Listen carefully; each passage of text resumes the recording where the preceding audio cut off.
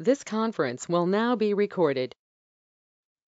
चरक संहिता सूत्रस्थान अध्याय 17 सूत्र क्रमांक 41 द्वि उल्बणै एक उल्बणैः षट् स्युः हीन मध्य अधिकैः च षट् समैः च एकः विकाराः ते सन्निपातः त्रयोदश हाँ, संसर्गे। बस काफी, इतना काफी है मित्रों। 17वां अध्याय जब हमने प्रारंभ किया था तो सूत्र क्रमांक 41 पर हम रुक गए थे, क्योंकि ये विषय अस्पृष्ट है और इसका विस्तार करना आवश्यक है।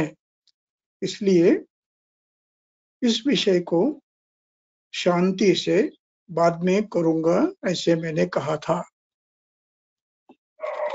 आज हम इसमें से केवल एक सूत्र 41 नंबर का लेंगे। ये विषय बहुत बड़ा है और समझने में भी कठिन है। हम प्रयास करेंगे कि हम सब इसको आकलन कर पाएंगे और इसका प्रयोग भी कर पाएंगे व्यवहार में। अष्टांग संग्रहकार भी आग्रह करते हैं, मैं संदर्भ दूंगा बाद में, कि उक्त और अनुक्त व्याधि में अवहित मन होकर यानी दत्त चित्त होकर इन सन्निपातिक लक्षणों को देखकर निर्णय किया जाए और तद अनुसार चयन औषधों का किया जाए। किस लिए? शीघ्र फल प्राप्ति के लिए। और मुझे लगता है कि ये थोड़ा सा अविकसित है, तो इसको थोड़ा सा गौर से धीरे धीरे समझने का प्रयास करेंगे। तो आज हम केवल इस एक सूत्र को देखेंगे। अब इस एक सूत्र में एक ही सूत्र देखेंगे आज इसमें से, फिर आगे जाएंगे, अगला अध्याय शुरू करेंगे। ये जो 41वां श्लोक है, ये श्लोक समझने में थोड़ा कठिन है, प्रयास करता हूं। देखिए, द्वि उल्बणैः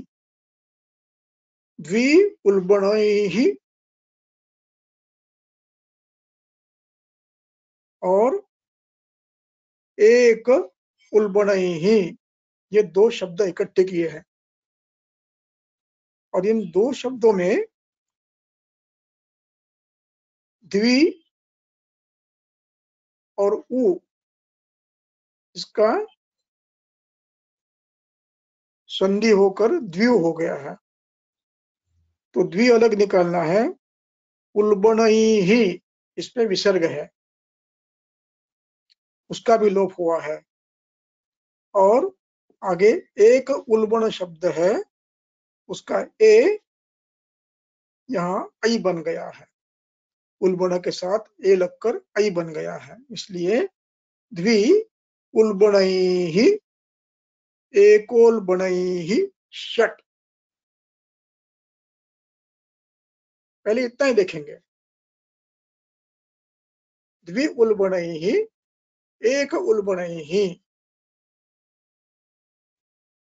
ये अब यहाँ पर समझने की बात यह है, जहां पर द्वि उल्बणैः कहते हैं वहां पर ये अपेक्षित है कि तीनों दोष कुपित है, ये अपेक्षित है। और जब ये कहते हैं कि एकोल्बणैः, तब भी ये अपेक्षित है कि तीनों दोष बढ़े हुए हैं। इसलिए इस संग्रह को सन्निपात त्रयोदश कहा है। सन्निपातों के 13 रचनाएं, ऐसा ग्रंथकार कहते हैं। अब तीनों दोष तो वृद्ध है और तीनों में अब हुआ क्या है, तीनों में दो उल्बण है, तीनों में दो उल्बण है।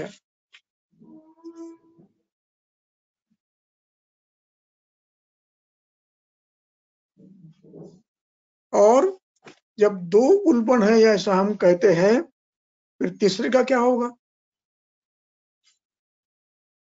यहाँ अभिप्राय यह है, दो वृद्धतर है और एक वृद्ध है। जो तीसरा जो है वो सामान्य वृद्ध है और ये दो जो है ये वृद्धतम है अथवा वृद्धतर है, वृद्धतर है। अब इनके कुल मिलाकर द्व्याल गुणों के 3 प्रकार होते हैं। अब आप इनको लिख सकते हो, मैं शांति से बता रहा हूं और इसका वर्णन चरक के उसी श्लोक के नीचे जो एक लकीर पंक्ति खींची जाती है उसके नीचे बारीक अक्षरों में उसका विश्लेषण किया है, उसके आधार पर मैं ये पढ़ रहा हूं। तो आप बाद में उसको भी क्रमशः देख सकते हैं। तो उसके लिए मैं आपको बता देता हूं पंक्ति कहाँ से शुरू होती है। तो 1 2 अगले पन्ने पर 42 44 के नीचे अगले पन्ने पर 1 2 3 4 5 6 7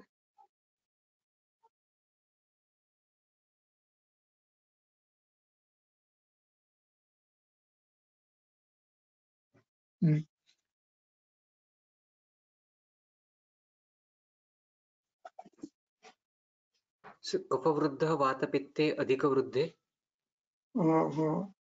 एक मिनट, समय षट् इति सन्निपाताः तथा च से, तथा च कफवृद्धः। से। तो यहाँ से आप देख सकते हैं, बाद में मैं अब एक एक पढ़ता हूं। पहला, कफ वृद्ध वात पित्ते अधिक वृद्धे, यानी वात पित्त उल्बण है, कफ वृद्ध है, ये पहला प्रकार ज्वलबण में। दूसरा प्रकार, कफवात वृद्धौ, कफवात ये उल्बण है और पित्त वृद्ध है। और तीसरा प्रकार है पित्त कफौ अधिक वृद्धौ और वायु वृद्ध है। अब मैं थोड़ा सा इसमें व्याकरण बताता हूँ। संस्कृत व्याकरण थोड़ा सा ये जानने के बाद समझने में थोड़ी सुलभता आती है। देखिए यहाँ पर कफ वृद्धः पुल्लिंग है, वृद्धः प्रथमा एक वचन, पित्तम नपुंसक लिंग है, वृद्धम प्रथमा एक वचन, वातो पुल्लिंग है, वृद्धः प्रथमा एक वचन। अब पहले में कफवृद्ध है, बचे दो वात पित्त, और वात पित्त का सामासिक शब्द बना और इसमें पित्त अंतिम शब्द है, नपुंसक है, इसलिए दोनों मिलकर द्विवचन करना है, वो पित्त के अनुसार किया है, वनम वने वनानि, इसलिए वात पित्तम वात पित्ते वात पित्तानि, इसलिए वात पित्ते अधिके वृद्धे, ये नपुंसक लिंगी प्रथमा द्विवचन किया है,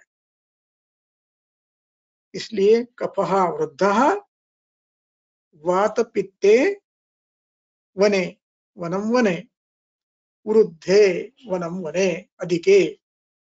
यानी वातोल्बण वात पित्त उल्बण है, उनकी द्वितीया प्रथमा द्विवचन किया है। अब ये एक प्रकार हुआ। दूसरा पित्त वृद्ध है, पित्तम वृद्धम नपुंसक लिंगी है, वृद्धम वनम वना के समान। अब उसके बाद दो बचे हैं, वो कौन है? कफवात। तो इसमें वात पुल्लिंग है, वात वातौ वाताः, इसलिए यहाँ पर कफवातौ अधिकौ वृद्धौ, वृद्धो किया है। यानी दूसरा प्रकार सन्निपात में दो उल्बण, कफवात उल्बण है, पित्त वृद्ध। तीसरा प्रकार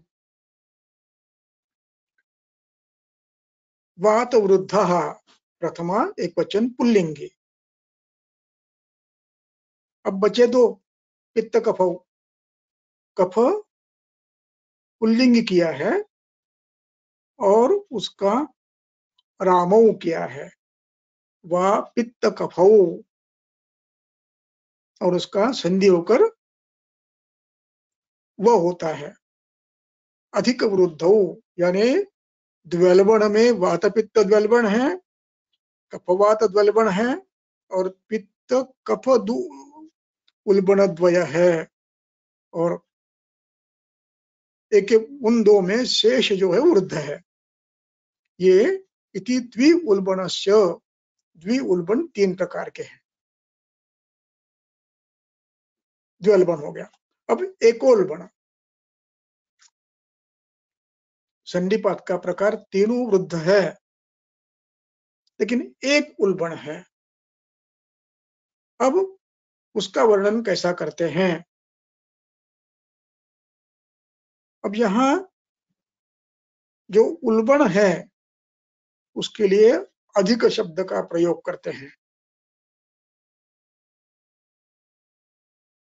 पित्त कफौ वृद्धौ, पित्त कफ, पित्त नपुंसक लिंगी है, कफ पुल्लिंगी है, तो पुल्लिंगी अंतिम शब्द होने के कारण उसका प्रथमा द्विवचन पुल्लिंग किया है, रामः रामौ। इसलिए पित्त कफौ, ये दो वृद्धौ, वृद्ध उनका विशेषण है, विशेषण और विशेष्य की विभक्ति एक होती है, इसलिए पित्त कफौ वृद्धौ।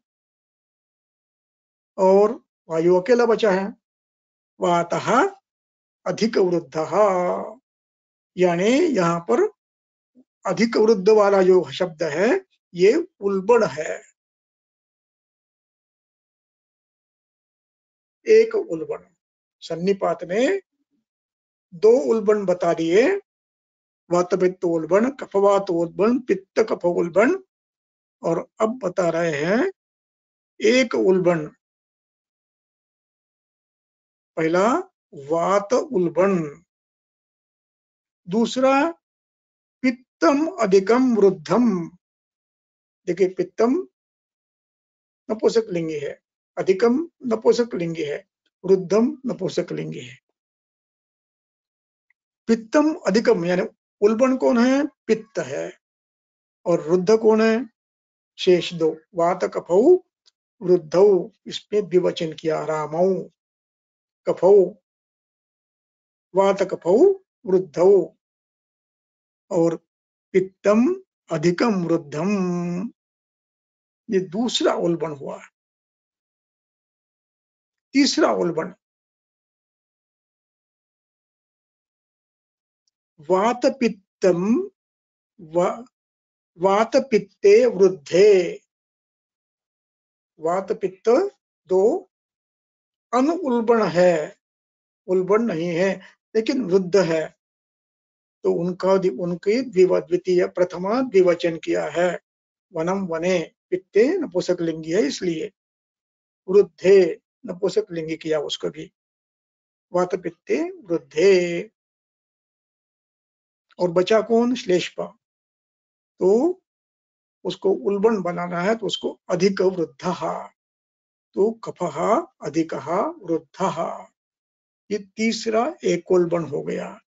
ये कुल मिलाकर 6 हो गए हैं। ग्रंथकार कहते हैं द्वि उल्बण एक उल्बण ही षट, 2 उल्बण एक उल्बण, इनके कुल मिलाकर 3 3 3 अधिक 3 मिलके 6 होते हैं।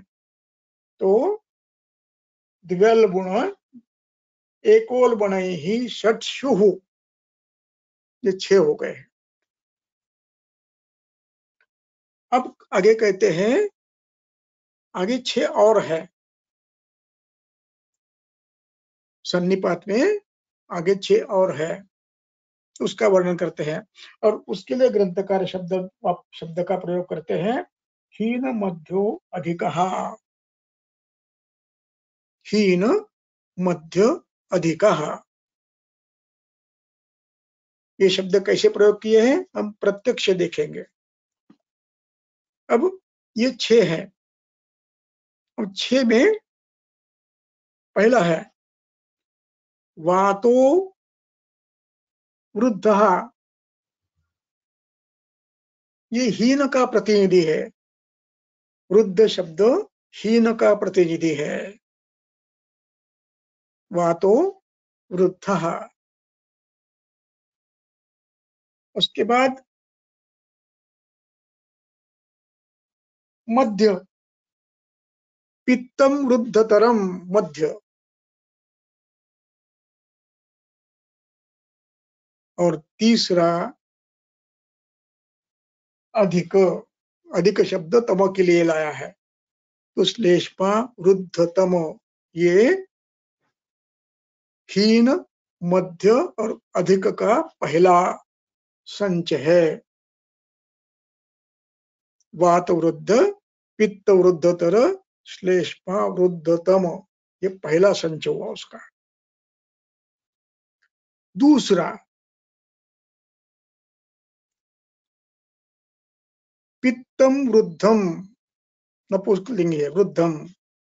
श्लेष्मा वृद्धतरः, पुल्लिंग है। और वात वृद्धतमः, ये भी पुल्लिंग है, ये दूसरा गण हुआ, समुच्चय हुआ। हाँ, थोड़ा क्रम बदल गया, मैं क्रम फिर से पढ़ता हूँ। दूसरा फिर से लिख लो, जो अभी बताया वो तीसरा है। तो दूसरा है वातो वृद्धः, क्षमस्व। दूसरा लिख लीजिए, उसको 3 नंबर करके थोड़ा नीचे ढकेल दीजिए। वातो वृद्धः, श्लेष्मा वृद्धतरः, पित्तम वृद्धतमम, हीन मध्य अधिकम, ये दूसरा हुआ। अब तीसरा पित्तम वृद्धम, श्लेष्मा वृद्धतरः और वात वृद्धतमः,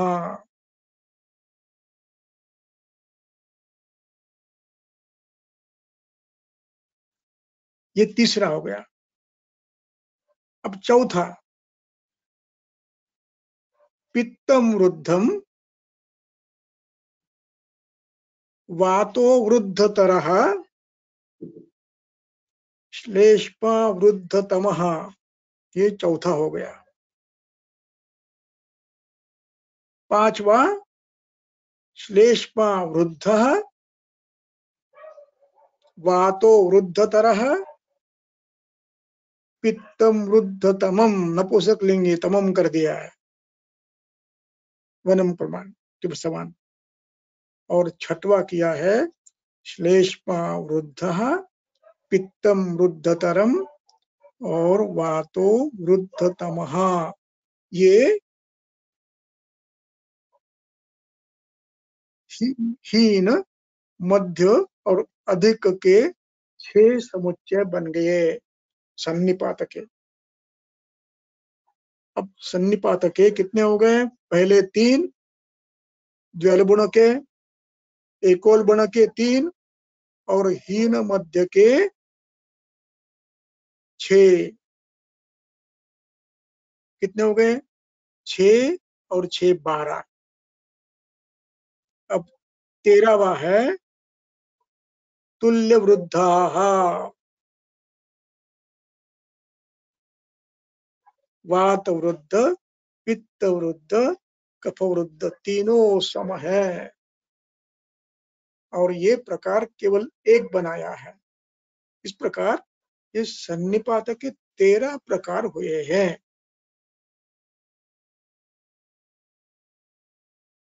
द्वैलबण 3, एकोलबण 3, हीन मध्य के 6, कुल मिलाकर 12, और 13वां हो गया तीनों वृद्ध, तीनों वृद्ध। ऐसे 13 प्रकार इसके हो गए हैं। अब इसके बाद का जो है संसर्ग का है उसको कल देखेंगे। आज हम इसके उदाहरण देखेंगे। इसके उदाहरण देखने के लिए ज्वर चिकित्सा अध्याय 3 श्लोक नंबर 90, 91, 92, 93, 94, 96 ये देखेंगे। ये एकोल बण के और द्वैल बण के है। अन्य जो है वो कल देखेंगे। एक दिन पूरा पढ़ लेंगे तो थोड़ा सा कंफ्यूजन हो जाएगा, इसलिए एक एक समझकर फिर आगे जाएंगे। तो चरक चिकित्सा स्थान अध्याय 3 श्लोक नंबर सन्निपात ज्वरस्य ऊर्ध्वं त्रयोदशविधस्य हि प्राक्सूत्री तस्य वक्ष्यामि लक्षणं वै पृथक् पृथक्। बस एक एक पढ़ो। अभी सन्निपात ज्वरस्य, सन्निपाते शास्त्रीय संज्ञा है। ज्वरस्य षष्ठी एक वचन है। ऊर्ध्वम यानी आगे। त्रयोदश विधस्य 13 प्रकार के सन्निपातों का वर्णन हम कर रहे हैं। कैसे? प्राक सूचितस्य, जो हमने सूत्र स्थान के अध्याय 17 में बताए थे वो हम आपको यहाँ पर उदाहरण के साथ बता रहे हैं। लक्षण वही पृथक पृथक, सन्निपात ज्वरों के हम लक्षण आपको बता रहे हैं। अब सन्निपात उसी प्रकार समझना है। द्वैलबण, एकोलबण,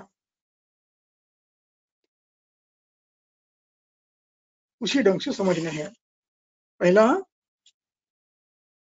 उन्होंने द्वैलबण दिया है, उसका एकोलबण उसका दिया है। ये 6 आपको भी आज देखने हैं।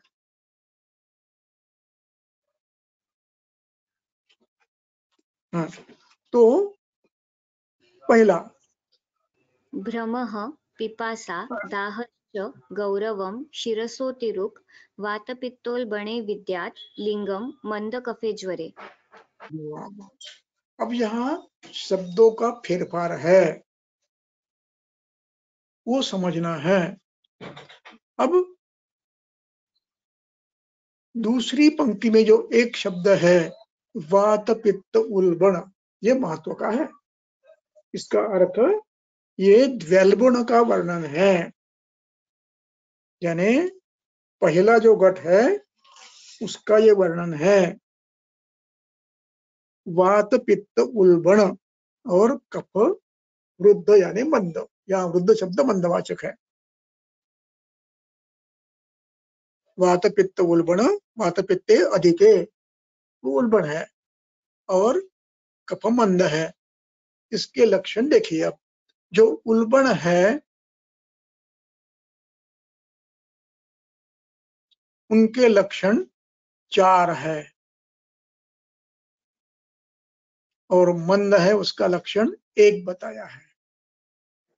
ये समझने के लिए। और प्रत्यक्ष में ये संख्या तुलनात्मक बढ़ सकती है। पित्त के 6 हो जाएंगे, श्लेष्मा के 2 हो जाएंगे। पित्त वायु के 6 हो जाएंगे और इनके 2 हो जाएंगे, ये क्रमशः बदलेंगे। तो अब देखिए, वायु ये हम नित्य अनुगामी है, समोवा क्या कहते हैं, संयोग वह है, जिसके साथ जाता है उसके गुण उसमें आते हैं, क्योंकि इसमें सभी के गुण हैं, पित्त के भी हैं, रुक्ष परुष विशद खर, और वह श्लेष्मा के गुण है शीत, इसलिए ये संयोगवाही है। इसलिए वात पित्तोल्बण अवस्था में रजप पित्तानिलाद भ्रमः, पित्तानिल से भ्रम उत्पन्न होता है। ये वातपैत्तिक पिपासा है, और दाह पित्त का लक्षण है। शिरसोत रुक ये पित्त का लक्षण है, और गौरव शिरसो अथवा शरीर का गौरव ये कफज लक्षण है। ये वात पित्तोल्बण द्वैल्बण सन्निपात है पहला। ये क्यों बता रहे हैं? सामदोषों की चिकित्सा समाप्त होने के बाद हमें दोषों की चिकित्सा करनी है, तो उसके लिए हमें प्राथम्य किसको देना है? वात पित्तोल्बण को देना है। तो चयन करते समय हम ऐसे कल्प लेंगे कि जिसमें वात पित्त नाशक ज्यादा है और कफग्न कुछ मात्रा में है, तीनों है उसमें तीनों रहते हैं।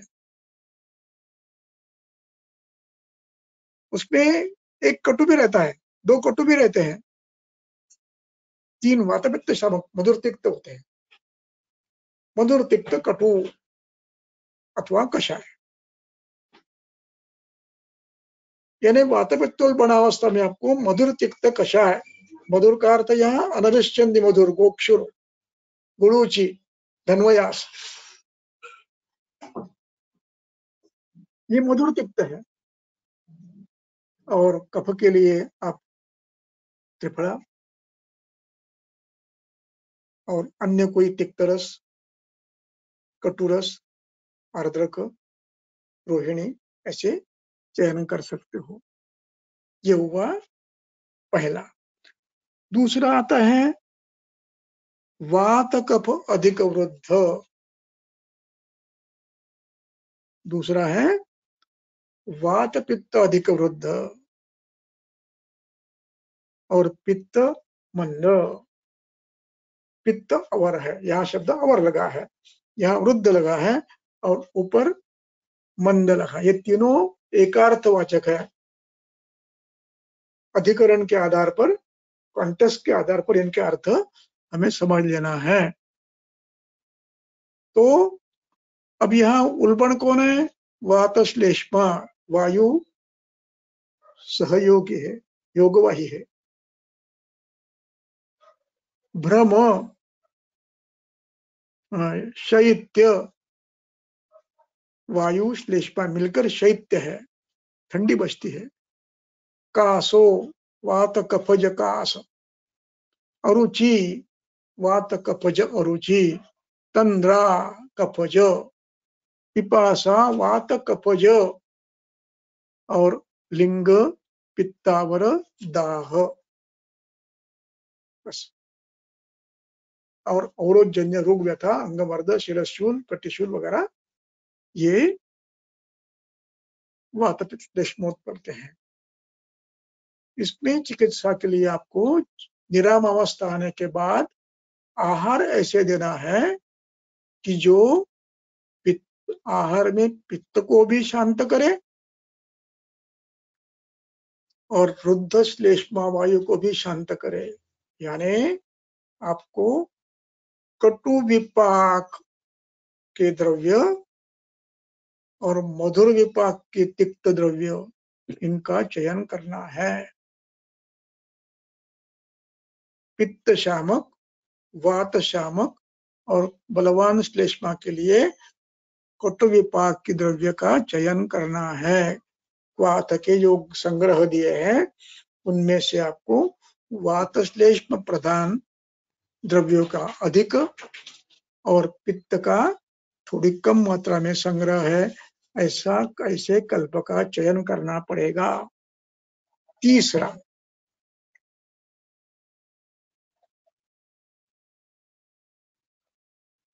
अब तीसरे में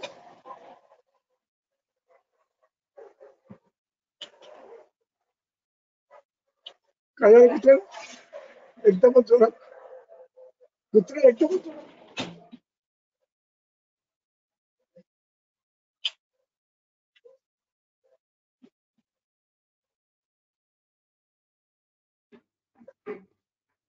सर्दी। अब उल्बण कौन है? पित्त का फूल बना है।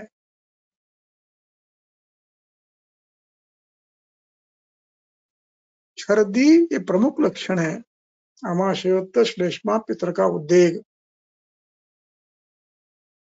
और मुहुर शैत्यम मुहुरुदाह, ये कफोल्बण का पित्तोल्बण का लक्षण है। पहले ठंडी बचती है, स्रोतस खुल गए, पसीना निकल गया, अब दाह होने लगता है। ये और सर्दी है। मोह, मोह में पित्त वृद्धि के कारण और श्लेष्मा वृद्धि के कारण इंद्रियां थोड़ी सी बंद हो जाती है, सम्यक ग्रहण करने में अक्षम होते हैं अथवा असहत्व होता है। और अस्थि वेदना ये मंदवात का लक्षण है। इस प्रकार उल्बण के, द्वैलबण के लक्षण ग्रंथकार आपको बता रहे हैं। अब एकोल्बण के लक्षण बताते हैं।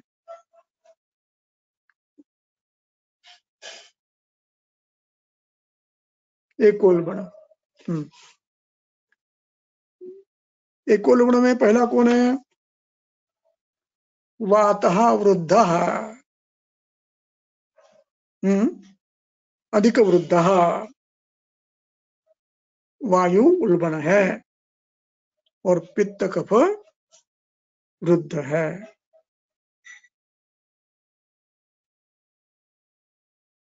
इसलिए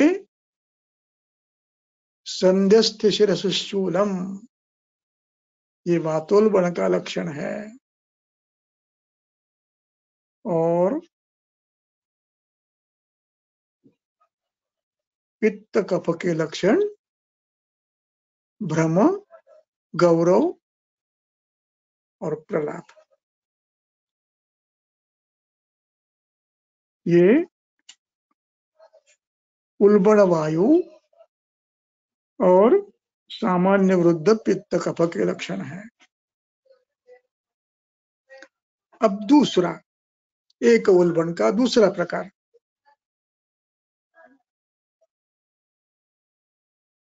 पंचाणु। रक्त विन्मूत्रता दाह स्वेद त्रुट बलक्षय मूर्छा चेती, यहाँ पित्तोल्बण है। पित्ते गरीयसी, पित्त गरीयस है, वात कफ वृद्ध है। रक्त विण, रक्त मूत्रता, दाह, स्वेद, तृष्णा और बलक्षय, मूर्छा चेती, पित्त बलवान है।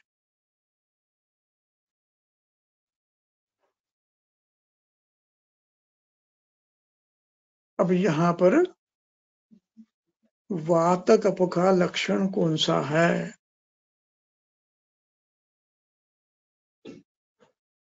स्वतंत्र लक्षण नहीं है। यहाँ वात कफ का लक्षण है तृष्णा।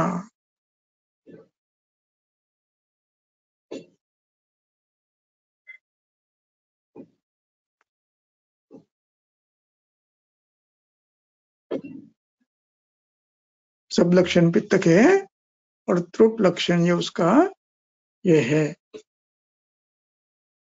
ऊहन के आधार पर मुझे इसमें थोड़ा सा एक क्लू मिलता है कि जो एंटेरिक फीवर है, जिसमें पेयर्स पैचेस में व्रण होते हैं और उसमें सरक्तमल आता है, संभवतः ये पित्तोल्बण सन्निपात हो सकता है क्या? Question mark. और वैसे ही कभी कभी रक्त मूत्रता ये लक्षण उत्पन्न होता है, तो ये संभवतः दूसरा ज्वर कोई पैत्तिक हो सकता है। तो इस प्रकार ये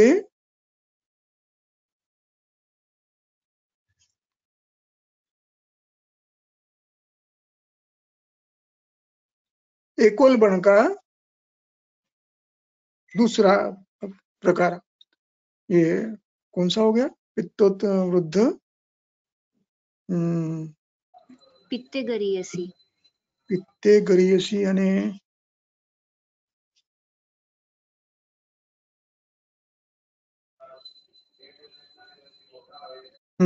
हाँ, एकोल्बण में दूसरा। अब तीसरा कफोल्बणम, कफे गरीयसी। इसमें वातपित्त वृद्ध है, श्लेष्मा बलवान है। इसमें कफ बलवान होने के कारण आलस्य, अरुचि, रुल्लास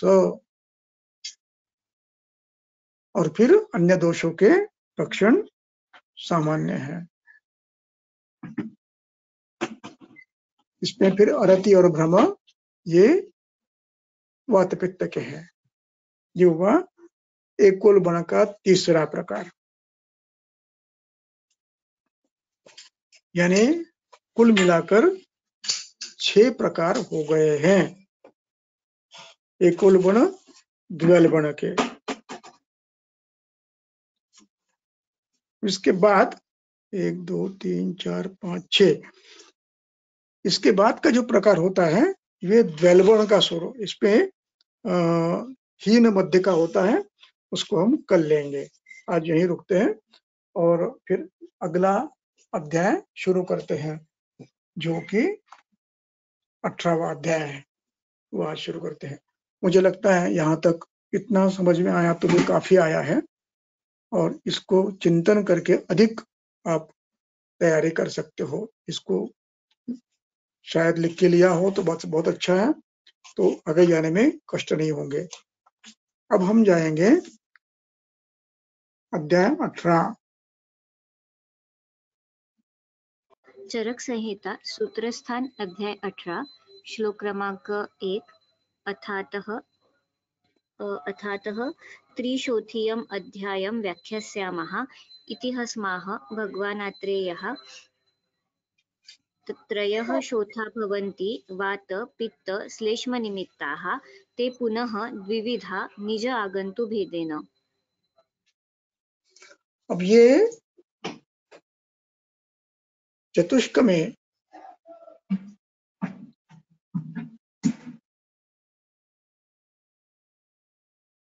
ये व्याधि चतुष्क है। चतुष्क का ये दूसरा अध्याय है।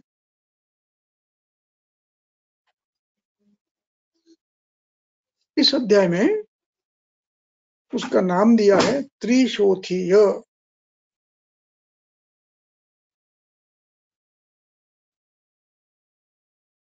यह अध्याय पढ़ने के बाद आपके शोथ विषय की पूरी कल्पना सुस्पष्ट हो जाती है। बीएमएस में पढ़ते समय शोध की कल्पना हमारी बहुत ही अस्पष्ट रहती है, और जब तक ये कल्पना स्पष्ट नहीं होती है तब तक आयुर्वेद समझना कठिन है। इसलिए ये शोध अध्याय ग्रंथकार विस्तार से लिखते हैं।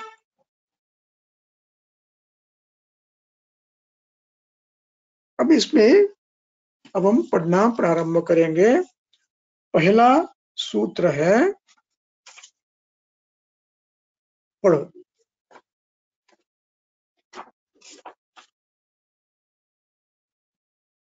त्रयः शोथा भवन्ति वातपित्तश्लेष्मनिमित्ताः ते पुनः द्विविधा निजागन्तुभेदेन। देखिए, शोथा त्रयः, शोथ पुल्लिंग है, इसलिए त्रि शब्द पुल्लिंग में चलाया है। त्रयम तीसरा, त्रयः, शोथाः त्रयः भवन्ति वातपित्तश्लेष्मनिमित्ताः। शोथ 3 प्रकार के होते हैं, थोड़ा गौर से सुनो। शोथ 3 प्रकार के होते हैं, वात पित्त श्लेष्मनिमित्ताः। अब ये वातज शोथ भी निज और आगंतु भेद से भिन्न है, 2 प्रकार है। इसलिए कहते हैं ते इति वात पित्त श्लेष्म निमित्ताः त्रयः शोथाः पुनः निज भेदेन भिन्नाः आगंतु भेदेन भिन्नः। यानी आगंतु शोथ भी वात पित्त कफज होते हैं, इस बात को हमें नहीं भूलना है। जिसको हम एलर्जिक कहते हैं, वे भी वात पित्त कफज होते हैं। फोटोडर्माटाइटिस, डस्ट एलर्जी, अन्य एलर्जी, सब प्रकार की एलर्जी, ये अभ्यंतर बाह्य शोथ करते हैं। त्वचा में लगा तो बाह्य करते हैं, अंदर गए तो अभ्यंतर शोथ करते हैं। लेकिन ये आगंतु होने के बाद भी इनमें ग्रंथकर्ता निजत्व देते हैं। मैं ये बात इसलिए बता रहा हूं, एलर्जिक जितने भी व्याधि है उनका विचार हमें दोषों के आधार पर ही करना है। इसलिए ते वात निमित्ताः, ते पित्त निमित्ताः, ते श्लेष्म निमित्ताः निज आगंतु भेदेन द्विधा। कुछ निज रोग वात पित्त कफत होते ही है, निज शोथ। आगंतु भी वात पित्त निमित्त होते हैं, इस बात को अधोरेखांकित कर दो। मन में काफी संशय रहता है।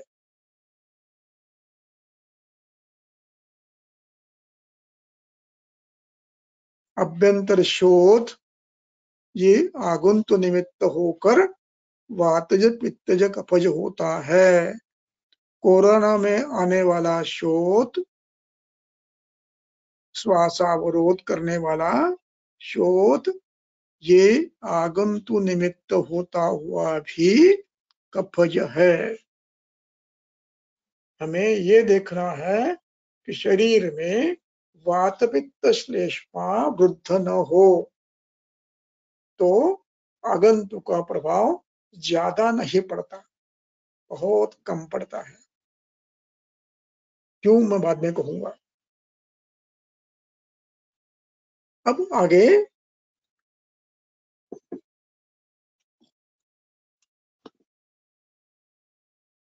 तत्र पढ़ो,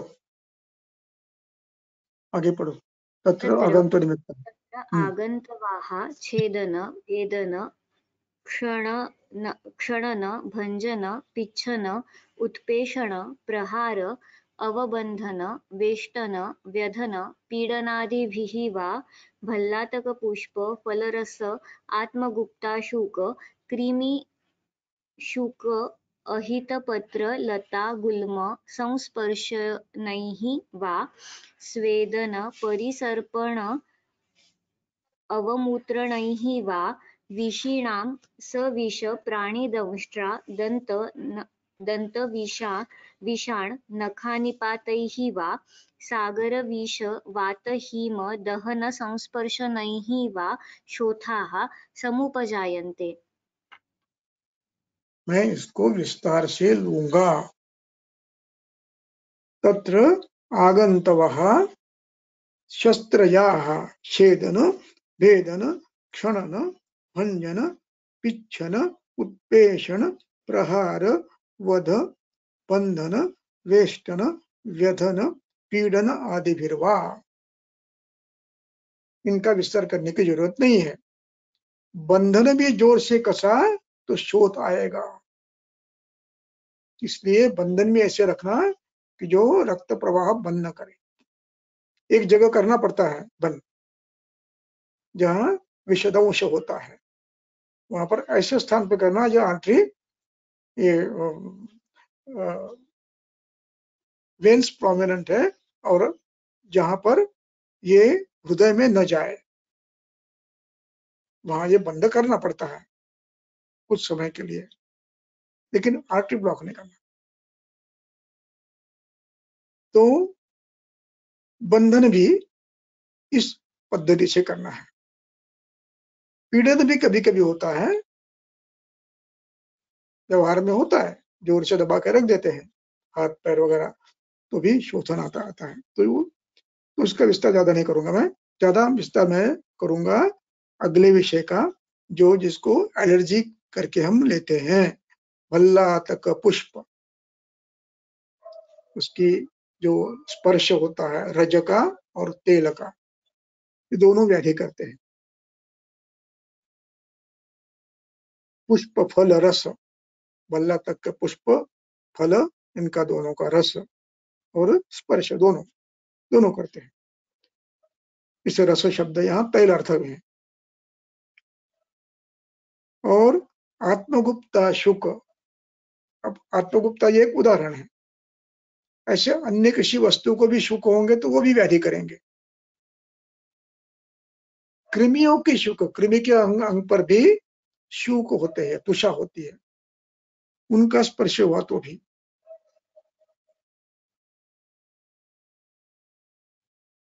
कुछ वनस्पति के पत्र होते हैं कि जो अहितकर होते हैं, और लताओं का स्पर्श, लता के पत्र, लता के पुष्प, उनका भी स्पर्श, लता गुल्म संस्पर्श नहीं हुआ। अब यहाँ पर लता पुष्प फल, इन सब में से, इनमें से जो परागकण है, इनका भी समावेश हो जाता है। स्पर्श नहीं हुआ। स्वेदन, कुछ दुष्ट औषधों से सिद्ध द्वेष, स्वेद भी आंख पर आया, बाष्प आया तो भी होगा। परिसर्पणात्, अवमूत्र नहीं, किसी प्राणी की मूत्र जो कि विषैली है, मूत्र नहीं वा विषिणाम, विषारी प्राणियों के मूत्र से। सविष प्राणिनाम दंष्ट्रः, सविष प्राणिनाम दंत, सविष प्राणिनाम विषाण नख निपातैर्वा, इनका नाखून लग जाने से या दंष्टा होने से या स्पर्श होने से। स्वगर विष, विष गर, गर विष और दूसरा विषय, दोनों विषय इनसे स्पर्श से भी होता है, वात स्पर्श से भी होता है। शीत ऋतु में या ऋतु वैषम्य में जो वायु बहता है वो वनस्पतियों के स्पर्श के साथ आता है, तो वो शोथ करता है, गले में, नाक में काश उत्पन्न करता है, प्रतिष्ठा उत्पन्न करता है, शिरोगौरव करता है, नासानाह करता है और लोमहर्ष भी करता है। हिम दहन उष्मा स्पर्शनैर्वा शोथाः समुपजायन्ते। अब इसमें अनुक्तों का आप समावेश कर दीजिए। फोटो सेंसिटिविटी कर दो। ऐसे अनुक्तों का समावेश आप कर सकते हो। तो ये सभी आगंतु है, फिर भी इनको ग्रंथकर्ता निजत्व देते हैं। ते अपि वातपित्तश्लेष्म निमित्ताः निजागंतु भेदेन द्विधा। यदि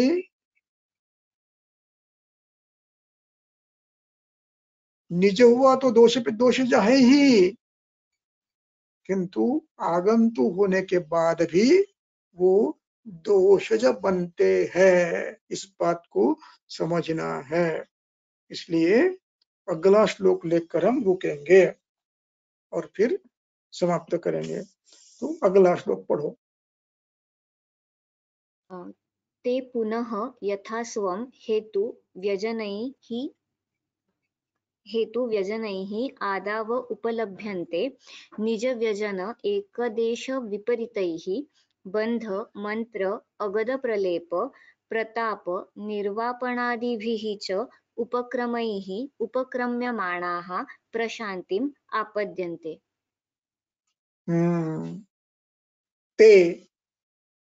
ते का अभिप्राय शोथ, वातपित्त श्लेष्म निमित्त शोथ, निज आगंतु निमित्त शोथ, ये हेतु व्यजनैः आदौ उपलभ्यते। यानी यदि निज हेतु है तो पहले निजों के लक्षण करेंगे, और यदि आगंतु हेतु है तो पहले आगंतु के लक्षण करेंगे। यथा स्वम, अपने अपने। निज करेंगे पहले, अपने अपने लक्षण करेंगे, फिर उसमें आगंतु और बंध होगा, फिर आगंतु की अभिव्यक्ति होगी। आगंतु है तो पहले आगंतु लक्षण करेंगे और फिर निजत्व को आएंगे। इसलिए निज व्यंजन ही पहले आदौ यथास्वम करेंगे और फिर निज के यथास्व होने के बाद उससे भिन्न, विपरीत शब्द भिन्न के लिए है, ये आगंतु के लक्षण बाद में उत्पन्न होंगे निजों में। आगंतु में पहले आगंतु के शोथ आएगा, कंडू होगी, दाह होगा, इरिटेशन होगा, और फिर वातज पैक्तिक लक्षणों का निर्माण होगा। और इन दोनों में प्राथमिक चिकित्सा बंध, मंत्र, अगध, प्रलेप, प्रतापन, निर्वापन आदिभिश्च उपक्रममाणाः प्रशांतिम् आपद्यन्ते। तो इनको आप प्रारंभ में यदि चिकित्सा करते हैं शुरू में, तो आगंतु जो है इस प्रकार की चिकित्सा करने से शांत होते हैं। फिर निजों की चिकित्सा आगे करनी ही है, वो उसके लिए ये अधिकरण नहीं है, ये अधिकरण आगंतु के है। तो आगंतु में आप इस प्रकार की चिकित्सा तात्कालिक कर सकते हैं, बाद में वो प्रशांत नहीं हुए तो वो दोषों को प्रकोप करते हैं, तो उनकी चिकित्सा बाद में की जाती है। अब इसकी टीका कल पढ़ेंगे, आज यही रोकते हैं, समय काफी हो गया। बोला कोई प्रश्न एक का? हाँ सर, कल पहले जो व्याख्यान हुआ था माउंसरस बस्ती के बारे में एक क्वेश्चन है। माउंसरस बस्ती प्लेन देनी है क्या, कि उसमें सैंधव भी डालना है, और फिर ड्रिप मेथड से देनी चाहिए क्या, और फिर इसमें प्रत्यागम की अपेक्षा होती है क्या? उसमें शीघ्र प्रत्यागम की अपेक्षा नहीं है, मात्रा 100 ml से अधिक मत दो, और ड्रिप मेथड से देने की आवश्यकता नहीं है, वैसे अंदर रहती है वो, क्योंकि उसमें तीक्ष्ण द्रव्य कोई नहीं है। ज्यादा से ज्यादा आप उसमें लवण डाल सकते हैं, इससे अधिक वही थोड़ी मात्रा में। बाकी कोई, यदि आपको उसको सिद्ध करना है तो वो आप अश्वगंधा से, जीवनीय द्रव्यों से या भृंगोन द्रव्यों से सिद्ध कर सकते हो। यही प्रश्न है ना? हाँ सर, प्रश्न हाँ। था। तो इस प्रकार आप दे सकते हैं। और इसके लिए अष्टांग सग्र का दोषोपक्रमणीय में, महारोगाध्याय में, ऐसे वात प्रधान दुर्बल दोषों के लिए बहुत से योजनाएं देते हैं। वो हम जब महारोगाध्याय पढ़ेंगे तब उसको मैं बताऊंगा। तो भृंगन के लिए न कि केवल अभ्यंतर चिकित्सा, बाह्यों का भी चिकित्सा वर्णन उसने किया है, वो बड़ा अच्छा है, वो बाद में पढ़ेंगे हम। जी सर, और एक क्वेश्चन था, अस्थि में वेदना कैसे महसूस होती है, उसको पेशेंट कैसे बताता है? ये अनुभव की बात है, इससे वर्णन नहीं किया सकता। पेशेंट कहता है कि हड्डियों में दुख रहा है, उसको अनुभव से समझ में आता है कि ये मस्कुलर पेन है या हड्डियों का है, ये अनुभव से समझ में आता है। इसलिए वहां अस्थियों में संधियों में कुछ उसको ये अनुभव नहीं होती है, अंदर से कुछ दुख रहा है ऐसे होता है, ये अनुभव के साथ होता है। ये कभी कभी खुद को भी अनुभव लेना पड़ता है और पेशेंट का अनुभव होता है ये। और आप ये कर सकते हो कि मस्कुलर टेंडरनेस है क्या, या अथवा प्रेरणा सत्व है क्या, ये देख सकते हो। तो उसमें ये मस्कुलर प्रेरणा सत्व नहीं होता है, होता है तो बहुत कम होता है, लेकिन गंभीर करते हो तो ज्यादा दुखता है। जैसे फ्रैक्चर में, फ्रैक्चर में आप जितना डीप पे करोगे उतना पेन ज्यादा होता है, ऊपर करो तो कम होता है। वो वेदना अस्थिगत वेदना होती है, वो गंभीर होती है, गंभीर में ज्यादा होती है। ज्यादा हाथ अंदर डेप्थ, ज्यादा प्रेशर दो तो दुखता है। जब आप वर्टेब्रल कॉलम में देखते हो तो गंभीरता से देखे तो आपको समझता है कि अंदर दुख रहा है, ऊपर ऊपर दबा जो नहीं देता है। इसलिए ये परीक्षा और अनुभव के आधार पर आप निर्णय कर सकते हो। और कहीं कहीं स्पर्शासत्व नहीं होगा, अंदर से वेदना ही होगी, स्पर्शासत्व नहीं होगा, वो भी रुग्णों को अपने आप का अनुभव होता है। जिसको वातवेदी बार बार होती है वो कह सकता है कि ये हड्डी, ये वो रोज का दर्द नहीं है, ये अंदर का है, हड्डी का है। इसके लिए बार बार वातवेदी का अनुभव जिसको है उससे समझ लेना है थोड़ा सा, वहां पर परीक्षण करके ये अस्थिगत है ये समझने का प्रयास वो कैसे करता है, इसके आधार पर हम इसको उपवृंगित कर सकते हैं। इसके लिए बहुत पेशेंट देखना जरूरी है, बहुत, हजारों पेशेंट देखने के बाद आपको एक मिलेगा अस्थि शुल्क। आगे सर, कुछ पेशेंट में अगर थोड़ा भी दूध सेवन करते हैं तो उससे कफ तैयार हो जाता है, तो इसे सन्निपात का कौन सा प्रकार समझे और इसकी चिकित्सा कैसे करें? नहीं, इसको अग्निमंद समझना है, उसको अग्निमंद है, इसलिए श्लेष्मा वृद्धि हो रही है, श्लेष्मादुष्ट अग्नि है।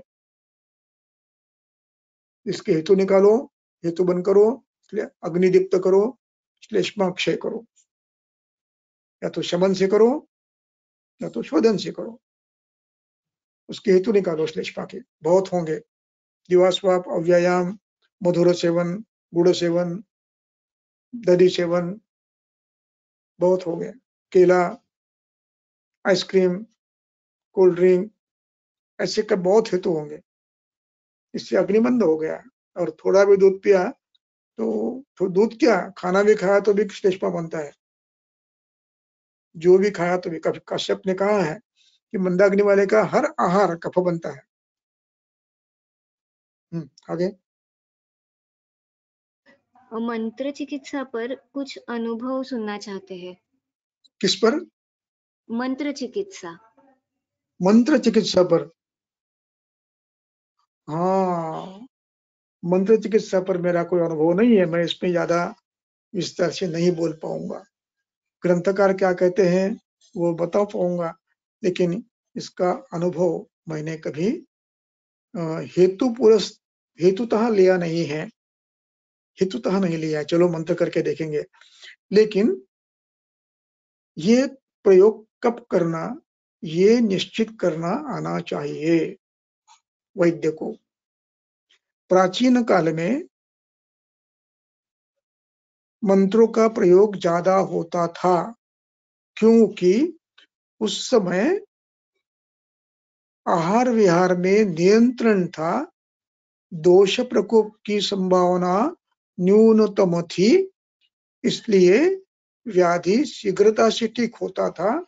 और जो व्याधि अल्पदोषोक्त है, शीघ्रता से ठीक नहीं होता है, उसमें आगंतु अनुबंध देखने का ग्रंथकर्ता का आदेश था। इसलिए जब नियंत्रण में आहार विहार था, तब चिकित्सा करने के बाद भी यदि कोई व्याधि शांत नहीं होता है, तो आगंतुक के मंत्र जाप इत्यादि क्रिया करते थे। लेकिन आज हेतु इतने हैं कि आपको आगंतुक यानी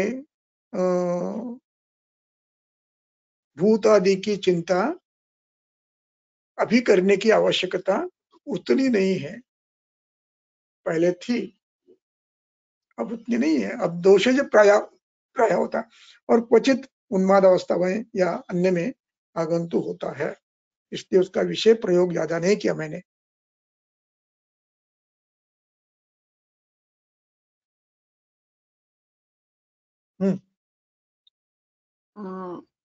सर, आगंतु हेतु अगर है शोध का, तो भी कंडु आदि जो लक्षण उत्पन्न होते हैं वो दोषों से ही उत्पन्न होते होंगे ना, ऐसा पूछा है। कंडु आदि ये लक्षण उसके उस स्पर्श करने वाले भाव के स्वभाव है, इसलिए वो कभी कंडु करेगा, कभी दाह करेगा, क्योंकि उसमें विष रहता है। जैसे मच्छर काटता है तो उसमें विष होता है, वो दाह करता है। ऐसे अपने अपने प्राणी का अलग अलग विष होता है, कभी सूक्ष्म होता है, जैसे का मासी ये मक्षिका, भ्रामरी, मधुमक्खी, इसमें विष होता है, तो ये अपना लक्षण उत्पन्न करता है, दाह राग इतना, और फिर दोष प्रकोप करता है। तो विष के लक्षण अपने खुद के होते हैं। बल्ला तक हाथ में लगा तो पहले बल्ला तक का विष काम करता है, और फिर शरीर में श्लेष्मादि को प्रकोपित करता है, उनके उनके अपने स्वभाव है। सर, अगर इफ एक पेशेंट में अगर वो बहुत मिर्ची खा रहा है, वो पित्त का आहार विहार बहुत ज्यादा है उसमें, अगर उसका बल्ला तक से विष का ये हो गया, तो उसमें विष का लक्षण ज्यादा दिखता है क्या सर? पुनः पुनः एकदा अगर पुनः।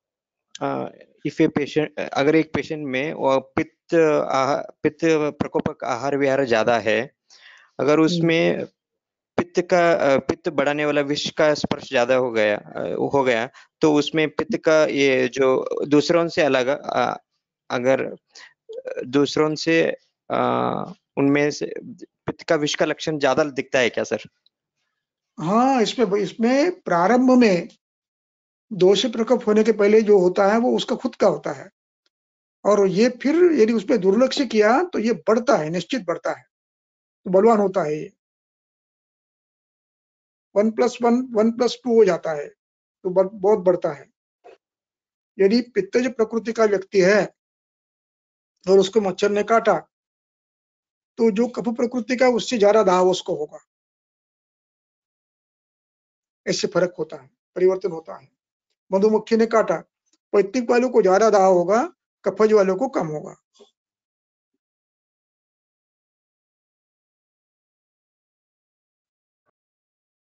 धन्यवाद सर. एवढेच प्रश्न. चल बरं का.